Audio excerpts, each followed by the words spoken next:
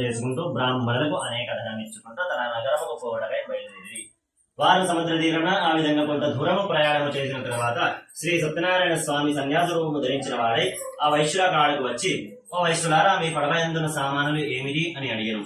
ఆ మాట విని వైశ్యులు ధన గర్వముతోనున్న వారు కావున పరియాసంగా నవ్వుచూ, ఓ సన్యాసి, మా పడవలో ఏమున్నదో నీకెందుకు? ధనములను అపహరించుటకు ఆలోచించుగా పడవలో ఆకులు అలములు తప్ప మరేమి లేవు అని బదులు చెప్పాయి.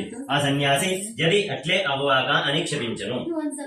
ఆ విధంగా చెప్పి ఆ సన్యాసి అక్కడి నుండి వెళ్లిపోయి కొంచెం దూరం పోయి ఓ చెట్టు కింద కూర్చుండెను. పిదప ఆ వైశ్యులు నిత్య కృత్యములు నెరవేర్చుకుని పడవలోకి చూచి తెల్లబోయెను. బరువు తగ్గి పడవ పైకి తేలుచుండెను. ఆ వైశ్యులు తమ పడవలో ధనముతోనున్న సంచులు ఆకులు అలములు నుండి చూచి మూర్చరిల్లి కొంతసేపటికి తిరిగి తెచ్చుకుని పిల్లపించసాగెను. అప్పుడు అల్లుడు మామను చూచి, ఏడ్చుట వలన ప్రయోజనం లేదు, సన్యాసి చెప్పించను కనుక ఇట్లయినది, ఏమి చేసినా ఆ సన్యాసి చెయ్యవలేను కనుక